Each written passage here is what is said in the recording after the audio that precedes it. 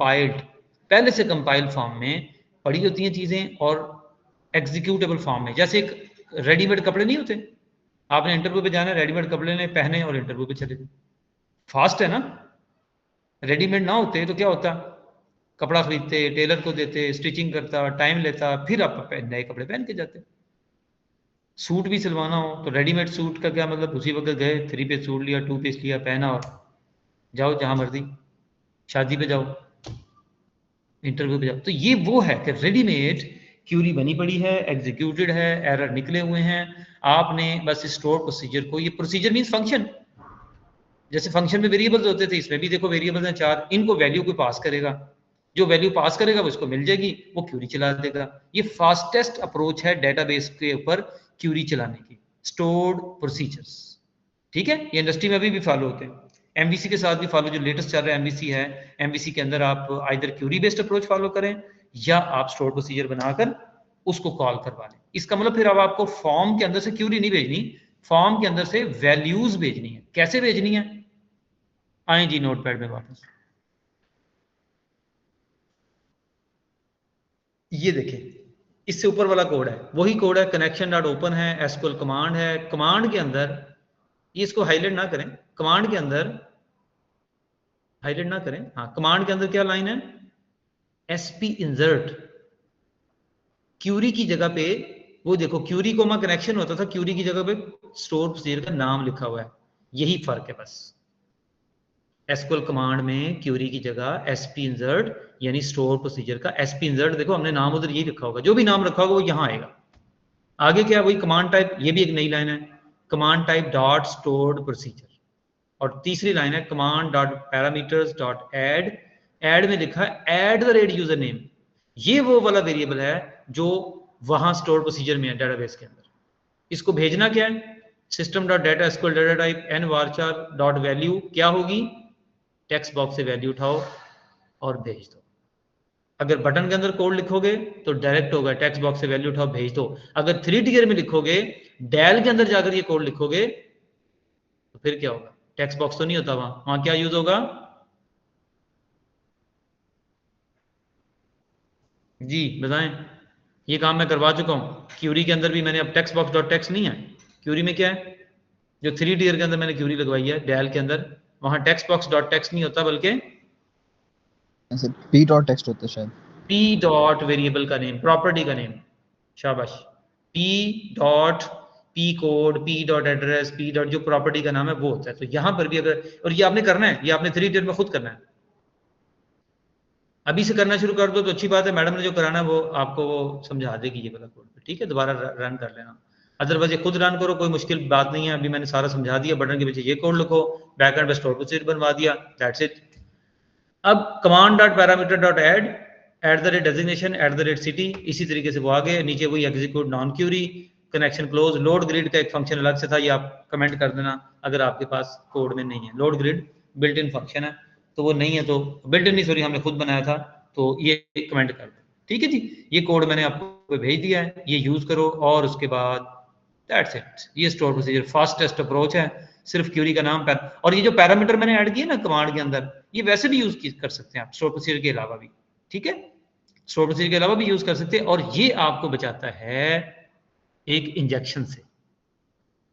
कौन सा इंजेक्शन है जिससे अटैक होता है, नाम सुना, एसक्यूएल इंजेक्शन। यस, ये सर एसक्यूएल एसक्यूएल इंजेक्शन से बचाएगा कैसे ये डाटा टाइप आपने हार्ड कोड कर दी ना, एसक्यूएल इंजेक्शन यही होता है कि डाटा टाइप हार्ड कोडेड नहीं होती थी, तो उसके अंदर वो क्यूरी भी चला देते होते थे, यानी पैरामीटर के अंदर क्यूरी भेजते थे, वो क्यूरी जाके उधर आपके चल जाया करती थी, यानी क्यूरी के अंदर एक सब क्यूरी उनकी मर्जी की चल जाती थी, वो एसक्यूएल इंजेक्शन अटैक होता था। अब क्या है, डाटा टाइप फिक्स्ड है, साइज फिक्स है, हर चीज फिक्स है, तो उससे क्या होता है, कंट्रोल्ड एनवायरनमेंट में एसक्यूएल इंजेक्शन अटैक कंट्रोल हो जाता है, ठीक है। तो ये दोनों तरह से आपको फायदा दे रहा है कि पैरामीटराइज्ड भी हो गया, आपकी कमांड की टाइप भी दूसरी यूज हो गई, और आपका स्टोर प्रोसीजर भी यूज हो गया, और कोड देखो सारा मिलता जुलता वही जो हमने सीखा। इसीलिए मैंने कहा था ना कि पहले डे से जो कोड सीखोगे वही चलते चलते चलते आगे जाता जाएगा और ये चीजें समझ आती जाएंगी। सोचो कि इंटरव्यू के अंदर आपसे पूछा जाए स्टोर प्रोसीजर क्या होता है, तो क्या जवाब दोगे, स्टोर प्रोसीजर में और क्यूरी अप्रोच में क्या फर्क है जी, दानियाल। सर स्टोर्ड प्रोसीजर के अंदर हम तो एक प्रोसीजर फिक्स कर देते हैं ना, पूरी हमारी क्यूरी फिक्स हो गई है, उसके अंदर हम डायरेक्ट वेरिएबल्स की वैल्यू सेंड कर रहे हैं। लेकिन क्यूरी जब चलाते हैं, जैसे आपने बताया एसक्यूएल इंजेक्शन से भी बच सकते हैं हम, वो पूरी क्यूरी चलती है, वो नहीं, एक एक क्यूरी बात मैंने की थी, रेडीमेड और प्री एडिटिव लेवल। कंपाइल्ड, ये क्या बात थी? और ये जो हमने काम किया, इसका ये जो प्रोसीजर बनाया, ये अभी हमने एक पूरा सेट बना लिया ना, तो ये एक हमारे लिए प्री कंपाइल्ड मेरे ख्याल से हो जाएगी एक क्यूरी। जी, प्री कंपाइल मैंने आपके सामने कंपाइल करवाया ना डेटाबेस में जाके, कंपाइल किया तो उसका वो बैक एंड पे स्टोर प्रोसीजर बन गया। ये रेडीमेड है, जैसे भी मैंने मिसाल दी, रेडीमेड कपड़े, मार्केट में जाएं, कपड़े पसंद करें, उसी वक्त ट्रायल रूम में जाएं, पहने और जाके इंटरव्यू दें या शादी अटेंड करें। इतना फास्ट है। तो स्टोर प्रोसीजर भी ऐसा ही है, रेडीमेड पड़ा हुआ है, क्यूरी बनी हुई है, सिर्फ वैल्यू पास करो। ठीक है, ओके सर, समझ आ गई। और यही सेम स्टोर प्रोसीजर यूज होता है एमबीसी के अंदर भी, micro MBC model view controller में, हर जगह। दूसरा फायदा ये हुआ कि क्यूरी जब ट्रैवल करती थी तो वो डेटाबेस से ट्रैवल करती हुई जाती थी, अच्छा खासा टेक्स्ट होता है क्यूरी का, वो भी ट्रैवल करके सर्वर पे पहुंचता था, फिर वहां कंपाइलेशन होती थी, फिर कोई सिंटैक्स एरर आता था, फिर वो एरर वापस भेज देते थे कि भाई सॉरी आपकी क्यूरी में मसला है, कुछ सिंटैक्स एरर। अब वो सारे एरर पहले से ही निकल जाएंगे, वो वाला टाइम भी बच जाएगा। ठीक हो गया? ओके जी, यहां तक बात समझ आ गई। अब आपको ये जो जो कोड मैंने अभी आपको कराए हैं ना, ये आपको शायद पेपर में के नजर आ जाएंगे, इसलिए मैं बता रहा हूँ, आपको अच्छे से देख लो इनको।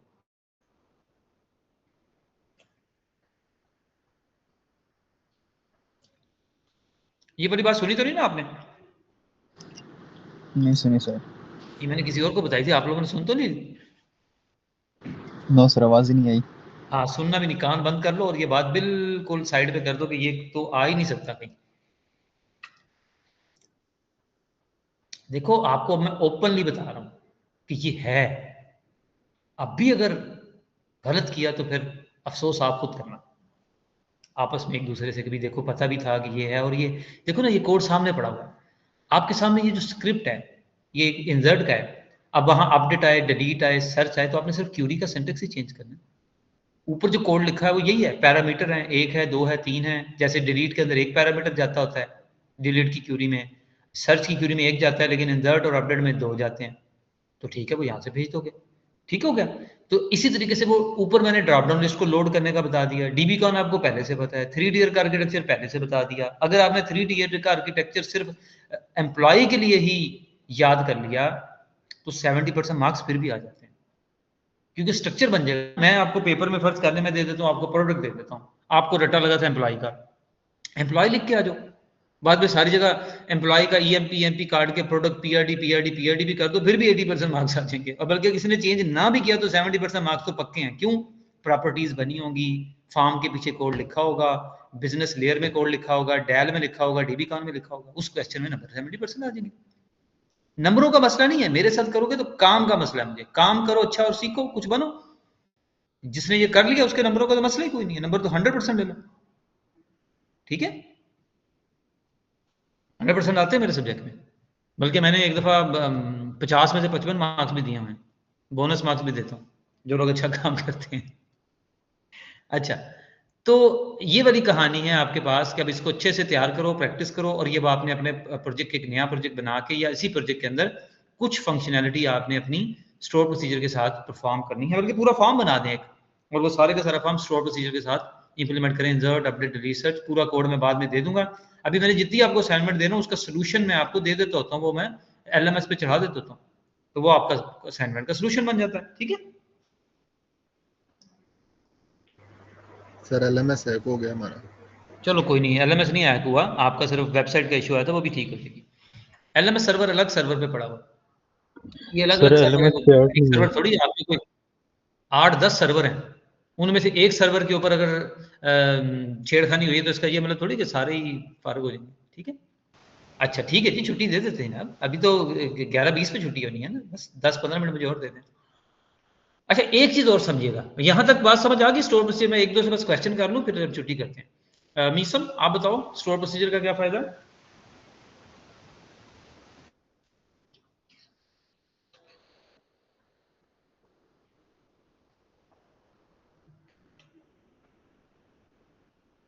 मीसम किधर चले गए भाई?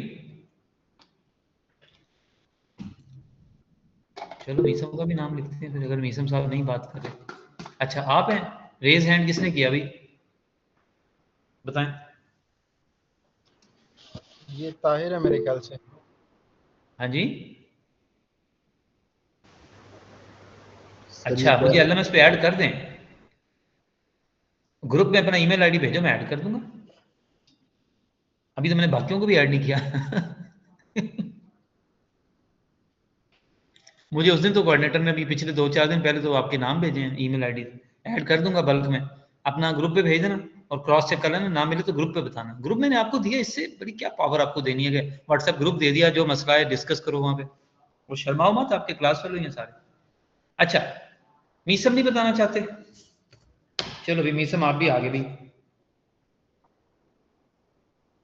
बताओगे तो नाम कटेगा आपका। अच्छा जी आगे हैं मेरे पास नाम में लारेब नूर। Yes sir. जी बेटा बताएं कि ये स्टोर प्रोसीजर क्यों यूज होता है, फायदा क्या है इसका? सर स्टोर प्रोसीजर्स हमारे पास उसमें प्री कंपाइल कोड होता है, लाइक एग्जीक्यूटेबल सारी चीज़ें हमारे पास उधर मौजूद होती हैं, हमें बस वैल्यूज डाल के और एग्जीक्यूट करवा लेनी होती है। क्यूरी वाले में हम क्यूरी सारी फेच कराते हैं ना, सारा कुछ फेच कराते हैं, तो इस वाले में हमें ये करने की ज़रूरत नहीं पड़ती, सारी चीज़ें हमारे पास वो पहले से पड़ी हुई होती हैं, हमें बस वैल्यूज इंसर्ट करवानी वैल्यू होती यहाँ से पास करेंगे, शाबाश ठीक हो गया गुड। तो अब आपने अपने अपने कोड में ये कर लेना। अच्छा है। ओके अब्दुल्ला वापस आओ जरा, वो जो ASP का कोड हमने खोला हुआ था ना, ASPX का,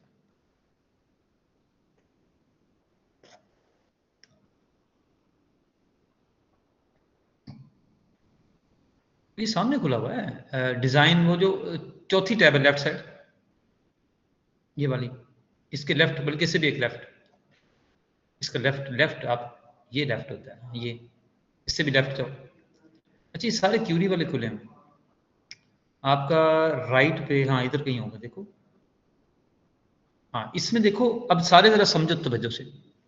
ये जो कोड है ना, ये आपके पास वेब फॉर्म का कोड है, इसके अंदर HTML, और टॉप पे आओ इसके, बिल्कुल टॉप पे आओ। अच्छा इसमें HTML का टैग ढूंढो जरा, किधर है, कंट्रोल F करो, बड़ी मजे की बात बता रहा हूँ, कंट्रोल F करो, HTML है कहीं? ये कैसा वेब पेज है जिसमें HTML का टैग ही नहीं है? बॉडी का टैग है, कंट्रोल F करो, बॉडी का भी नहीं है, हेड का है, हेड का भी नहीं है। ये कैसा डिपार्टमेंट है बगैर हेड के चल रहा है, ना हेड है ना बॉडी है ना HTML, वो किधर है तो ये वेब पेज है ना, हैरानी की बात। चलो बताता हूँ किधर है, मास्टर पेज खोलो, नीचे नीचे, यहाँ से नहीं, यहाँ से नहीं, फाइलों में जाओ, प्रोजेक्ट किधर है आपका, लेफ्ट साइड फाइल है ना, वो लेफ्ट पे फाइल है कहीं। अच्छा व्यू सोल्यूशन एक्सप्लोरर में, ठीक है शाबाश सही है, इधर से आपका था site dot master, site dot master, right click, हाँ इस पे आओ, इसमें देखो, इसमें HTML है, वो सामने है लाइन 5 पे, देखो HTML आपकी मास्टर पेज में है, हेड किधर है, 6 नंबर लाइन पे है, बॉडी किधर है, 19 नंबर लाइन पे है, देखो जरा। अच्छा फॉर्म भी देखो 20 नंबर लाइन पे है, फॉर्म का ये पढ़ा है ना सारा, बचपन में आप सबने पढ़ा होगा कि एक HTML होता है, हेड होता है, बॉडी होता है, फॉर्म का टैग होता है, ये सारे टैग तो एक ही पेज के अंदर है बस। हाँ हाँ,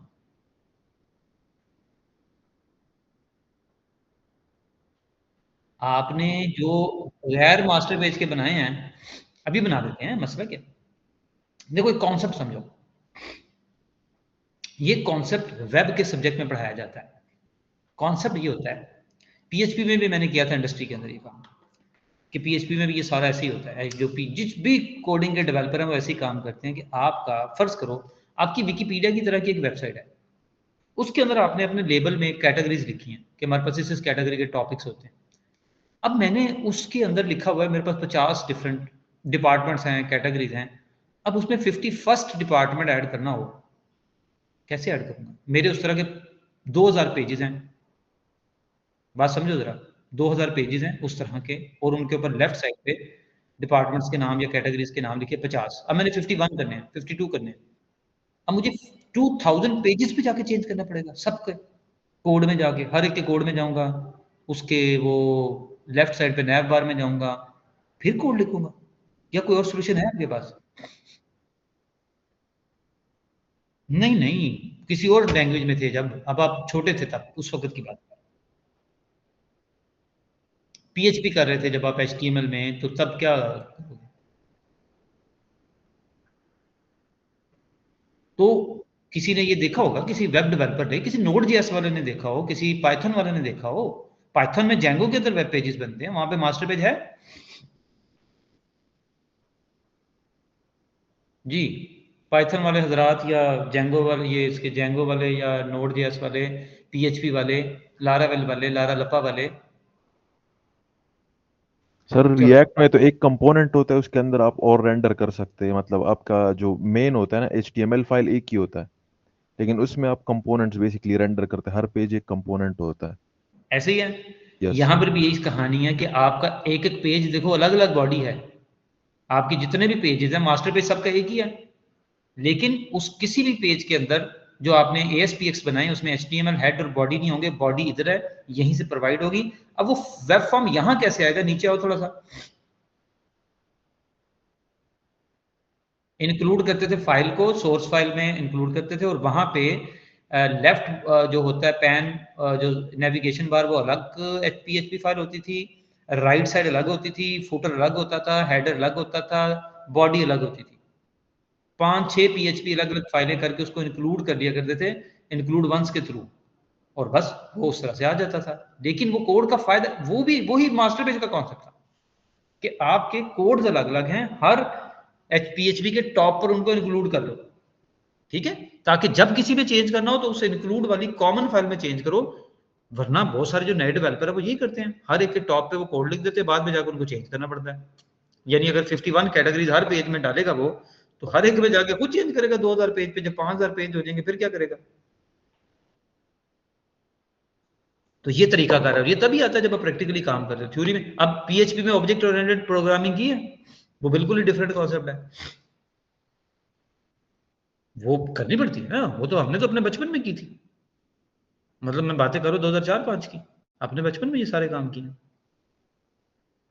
और उस वक्त के यही था कि पीएचपी काम करनी है सब्जेक्ट में, और हम खुद ही करते थे। हमें ये नहीं था कीड़ा के जी टीचर कराएंगे तो करेंगे, भाई नहीं कराते तो ना कराएं, हमने तो अपना कैरियर बनाना है ना, हम खुद कर लेंगे। हमारे अंदर कोई विटामिन की कमी है जो हम खुद नहीं कर सकते? हम कम है किसी से? हम सब हो तो सामने आए, ये हमारा कंपटीशन होता था। हमारा कंपटीशन तो आपस में क्लास में होता था कि भाई उससे ज्यादा मैं करूंगा, उससे ज्यादा मैं करूंगा, उससे ज्यादा मैं करूंगा, कर करा के कहां से कहां निकल जाते थे। आप भी ये जज्बा पैदा करके देखें, फ्यूचर आपका, कैरियर आपका, बनना आपने है, किसी पे डिपेंडेंट मत हो। अपनी जिंदगी का फैसला किसी और के हाथों पे छोड़ोगे? खुद करो जो करना है। इतनी सारी चीजें मैं आपको बता रहा हूँ, इनको प्रैक्टिस करो और अच्छे से अच्छा करो। अच्छा नीचे आओ थोड़ा सा। सर ऐसी वेबसाइट्स में फिर ऑप्टिमाइज सर्च इंजन ऑप्टिमाइजेशन कैसे होती है? अगर हम मैं आता मतलब हूँ बताता हूँ, सारा बताता हूँ। एसईओ और कॉन्सेप्ट है, आपको पता है किया काम एसईओ पे? वो तो टैग्स वगैरह डालने होते हैं, यस आपने सर, मेटा टैग्स डालने हैं, कीवर्ड्स डालने यस हैं, सर, फलां चीजें डालनी है, वो तो टैग्स हैं। आप अपने पेजेस पे डालो, मास्टर पेज के टॉप पे डाल दो, उसके टॉप पे वो भी तरीका कार है कि कौन सी चीजें मास्टर पेज या मेन पेज से होंगी। एमवीसी के अंदर भी ये सारे काम चलते हैं। अब बात समझो, ये सब पॉसिबल है। Yes sir, search engine optimization का 80% काम तो सोशल मीडिया से रिलेटेड और उसकी मार्केटिंग और पब्लिसिटी से रिलेटेड काम होता है।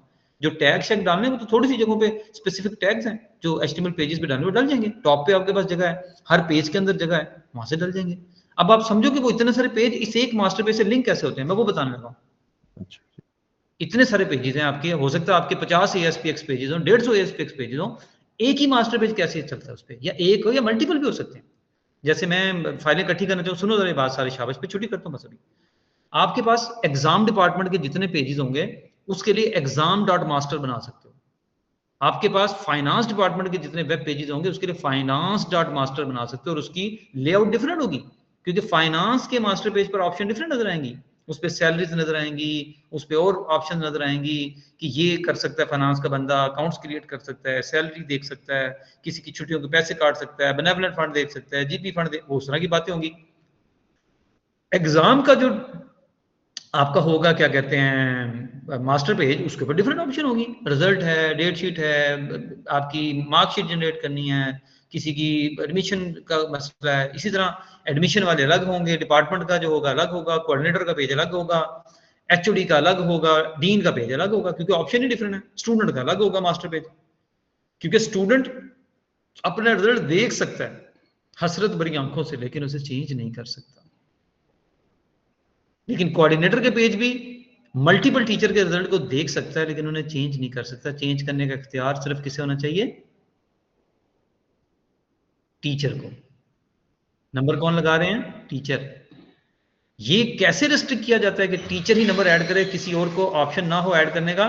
तो उनको बटन ही नहीं देना हमने टीचर के मास्टर पेज पे या उसके जो वेब फॉर्म्स हैं, सिर्फ उसके ऊपर राइट्स देना है, ऑप्शंस देनी है कि भाई इसके अंदर ऑप्शन मौजूद है मार्क्स किसी सब्जेक्ट के ऐड करने का। बाकी किसी बंदे के पास ऐड का बटन है ही नहीं, ना वो फंक्शनैलिटी है, ये यहीं से कंट्रोल होता है। तो आप अलग अलग मास्टर पेज बनाकर, और हर जब भी नया पेज बनाओगे तो web form with master page और उसका सही मास्टर पेज चूज करो, वो स्पेसिफिक कैटेगरी में चला जाता है। यही सेम काम हम एमबीसी में करते हैं। मास्टर व्यू कंट्रोलर के अंदर भी हम उसको कैटेगराइज करते हैं कि जी ये पेज होगा और ये सारे इस फलां पेज के अंडर जो है वो शो किए जाएंगे। ठीक है जी। तो आपको दोनों चीजों को समझना है कि ये सेम कॉन्सेप्ट यहाँ कैसे है और दूसरी लैंग्वेज में या दूसरे नए आर्किटेक्चर में कैसे, ये सारी चीजें सीखने। अब यहाँ जो आपके सामने एक कोड होगा, जरा मुझे बताइएगा, बॉडी के अंदर रन एट स्क्रिप्ट मैनेजर है एक, तो ये देखिएगा लाइन नंबर 21 पे एक होगा कंटेंट प्लेस होल्डर, वो सर्च करें जरा, वर्ड कंट्रोल एफ करें, इसके नीचे होगा, नीचे जाए जरा और नीचे जाए, यहां पर होगा कंटेंट प्लेस होल्डर, वो नीचे पड़ा हुआ 61, ये है वो जगह। दो टैग हैं, स्टार्टिंग टैग और ending tag. Content place holder 61 62 देख लो, ये मैं इंटरव्यू में पूछूंगा कहीं वाइबा में।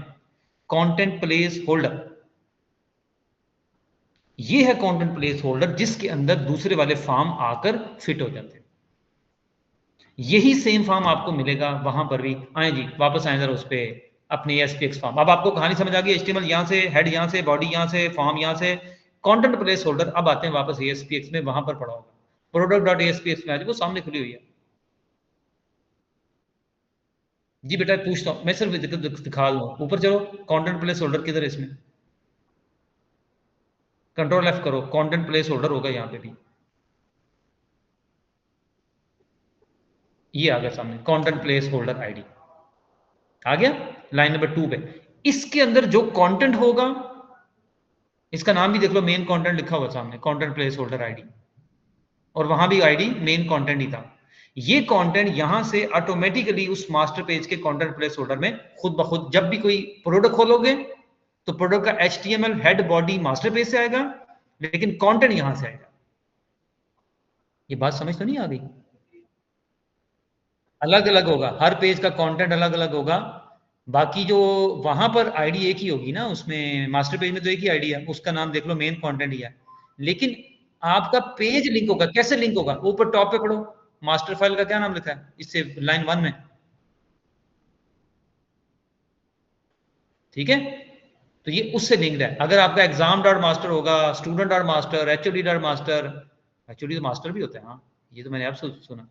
और इसी तरह से आपका एग्जाम, फाइनेंस, अकाउंट, जिस तरह के भी हो, अलग अलग इसके ऊपर आ जाएंगे। ओके, और कोड बिहाइंड देख लो, कोड बिहाइंड का मतलब है product.aspx.cs फाइल, वो ऊपर लिखा पहली लाइन में, कोड बिहाइंड। ये चीजें ठीक होना जरूरी होती हैं, कई दफा गलती भी हो जाती है, तो यहाँ से वो बग फिर पकड़ा जाता है कि ये गलती है। साइट मास्टर गलत हो गया तो यहाँ से पता चलता है कि मास्टर फाइल ही गलत है, ठीक है? जिसका मास्टर पेज नहीं होगा या साइट मास्टर नहीं होगा, ये बात। अच्छा, अब आखिरी बात ये रह गई कि अब आपने क्या करना है, आपने टेम्पलेट लेना है, एक नेट से बने बने टेम्पलेट होते हैं, बड़ा खूबसूरत बैकग्राउंड है, बड़े खूबसूरत वो चीजें, वो कोड आपने पेस्ट करना है जाके मास्टर पेज में। छुट्टी जी, छुट्टी बिल्कुल मिलने लगी मैं ये आखिरी बात कर रहा हूं नहीं, आखिरी से सेकंड लास्ट बात ये है, यहीं पर आप कोड लिख दोगे ना उसका, रिएक्ट जेएस का, नोड जेएस का, नेक्स्ट जेएस का, टाइप जेएस का, वो भी चलेगा। यानी आप .NET के अंदर जो फ्रंट एंड है वो किसी भी फ्रंट एंड टूल में बना सकते हो, React.js, Node.js, यही MVC के अंदर आपका जो व्यू होगा वो उसके अंदर कोड जिस मर्जी का लिखो, Next.js का लिखो, Type.js का लिखो। तो आजकल मार्केट में जो ज्यादातर ऐप बन रही हैं उसका फ्रंट एंड या React में है या Angular में है या Next.js में या Type.js के अंदर, और बैक एंड .NET के अंदर होता है। ये आजकल की लेटेस्ट एप्लीकेशन बता रहा हूँ आपको। और AI का भी यूज इसी में लगता है कि पाइथन के थ्रू को वो ट्रेनिंग टेस्टिंग करते हैं, ट्रेनिंग के बाद आउटपुट के अंदर आपके पास वेट फाइल आती है, उस वेट फाइल को .NET एप्लीकेशन का बैक एंड यूज करता है और AI के साथ लिंक हो जाता है एप्लीकेशन .NET की। तो ये समझो बड़ी काम की चीज है, माइक्रोसॉफ्ट की चीज है। अगर काम आ गया तो फायदे में रहोगे, नहीं तो आपके पास और बड़ी ऑप्शन है, जो मर्जी चूज करो, लेकिन कम से कम एक दफा ट्राई तो कर लो मेरे साथ, हो सकता है आपको आ जाए। ठीक है, छुट्टी करें। अच्छा हाँ, दूसरा काम बता रहा था, ये तो सेकंड लास्ट बात थी। लास्ट बात ये थी कि आपने एक टेम्पलेट लेना है, टेम्पलेट फॉर यू वेबसाइट है या कोई भी नेट से टेम्पलेट मिलेगा, मास्टर पेज में आओ, उसके हेड के अंदर हेड का कोड लिख देना है टेम्पलेट का, और बॉडी के अंदर बॉडी का कोड एम्बेड करना है, कॉपी पेस्ट नहीं करना। एम्बेड का मतलब है पुराना कोड लिखा रहेगा, नहीं इसके नहीं, मास्टर पेज के उसमें आओ, site.master वाले कोड में आओ जहां पे हेड और बॉडी थे। ये यहां पर हेड के अंदर कुछ एक्स्ट्रा लाइनें आ जाएंगी हेड की, जो उस टेम्पलेट में दी होंगी, उसको खोल के देखोगे, उसके हेड के अंदर कुछ एक्स्ट्रा लाइन, कुछ सोर्स कोड, कोई जावास्क्रिप्ट फाइलें या कुछ CSS फाइलें, वो यहाँ पे कोड ऐड हो जाएगा, ये लाइन नंबर 16 के बाद। और बॉडी के अंदर कुछ नया कोड आ जाएगा, फॉर्म का टैग रिपीट नहीं होगा, और उसका पूरे फॉर्म का कोड यहाँ पे आ जाएगा। तो वो वाले फॉर्म का पूरा टेम्पलेट आपके पास आ जाएगा। बॉडी में जो कोड आना है वो फॉर्म से पहले भी आ सकता है, फॉर्म के अंदर भी, फॉर्म से बाहर भी। उससे क्या होगा, वो पूरा टेम्पलेट आपके इस पेज पर अप्लाई हो जाएगा। इतनी सी बात है, पूरा टेम्पलेट अप्लाई करना। तो देखो मैंने बता दिया, टेम्पलेट भी अप्लाई हो सकता है, कोई भी टेम्पलेट नेट से मिले फ्री ऑफ कॉस्ट, और ये आप सब ने अप्लाई करना है। जो मैं वाइवा लूंगा उसके अंदर मैं ये आपसे करूंगा, ठीक है। दूसरी चीज, इसके अंदर रिएक्ट, एंगुलर JS, Node.js भी लग सकता है, नहीं Node.js नहीं लग सकता, सॉरी वो लग गया। और तीसरी चीज ये कि अब आपने एक चीज और नोट कर लें कहीं पे, वो है एडमिन LTE। एडमिन LTE वो जब आप सॉफ्टवेयर बनाओगे, जैसे एग्जाम का है, उसका क्या कहते हैं, फाइनेंस का, तो उसका एडमिन LTE पैनल बनाएगा पूरा, जैसे आपका रजिस्ट्रेशन का पैनल बना हुआ है, वो पैनल बनाते हैं एडमिन LTE से। और रेडीमेड कोड होगा, उसको जस्ट कॉपी पेस्ट पूरा फोल्डर यहाँ करेंगे और 2-4 यहाँ लाइनें लिखेंगे, तो वो पूरा एडमिन पैनल बन जाएगा। अब आपने अपना एक प्रोजेक्ट डिसाइड करना है, सबने इंडिविजुअल ने, जो मैंने शुरू में कहा था, और वो CR को लिखवा दो कि आप किस प्रोजेक्ट पे काम करोगे, और वो कोशिश करो किसी जानने वाले की शॉप का हो, किसी के ऑफिस का हो, वो पूरा प्रोजेक्ट आपने अब इस फॉर्म्स के थ्रू ऑटोमेट करना है, फिर उसको MVC में बनाना है। ठीक है जी, अब आप उसके कर लें, उसके नंबर हैं अलग से, वो आपका सेमेस्टर प्रोजेक्ट होगा, तो अभी से काम शुरू करते हैं उसके पे। और उसके अंदर आधी चीजें मैं बनवा चुका हूँ, एम्प्लॉय बनवा चुका हूँ, प्रोडक्ट बना चुका हूँ, सप्लायर बना चुका हूँ, सेल बनवा चुका हूँ, कस्टमर बनवा चुका हूँ। ये सारे उस हर प्रोडक्ट के अंदर आ जाएंगे। किसी का मेडिकल स्टोर का हो, फार्मेसी का हो, ब्यूटी शॉप का हो, फार्मेसी का हो, कोई मोटरसाइकिलों की शॉप का हो, गाड़ियों की शॉप हो, मोबाइलों की शॉप हो, इलेक्ट्रॉनिक्स शॉप हो, मोबाइल फ्रेंचाइज हो। ये रियल अपने जानने वाले से किसी का प्रोजेक्ट लें और फिर उसको वहां चलाएं, फिर पता चलेगा आपको कि प्रोजेक्ट होता क्या, उसको चलाते कैसे और सर्वाइवल कैसे होता है। ये काइंडली लाजमी कीजिएगा, बहुत काम की चीज है। पहले इसको हम इसमें करते हैं, फिर इसको हम MVC पे भी करेंगे, तो इसलिए स्पीड अप करें। आपके पास बस यही वीक है, शाबाश, इसको कर लीजिएगा। अपना आइडिया CR के पास लिखवा दें, ताकि कोई ये कंप्लेन ना करे कि मैंने आइडिया पहले लिखवाया था, पहले आइए और पहले पाइए, अपना प्लॉट लेके जाइए। आज की तारीख है जी 13। वकार सईद जी, वकार सईद आपने जवाब भी नहीं दिया, अटेंडेंस भी नहीं लगवाई, गुड।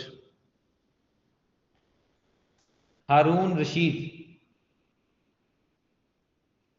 हारून रशीद नहीं है, हारून प्रेजेंट है, वो मैसेज कर रहा है। वो देखो अंगूठे पे अंगूठा, गले में अंगूठा दे रहा है ये तो। सर वो प्रेजेंट है, वो उसने सालार हैदर,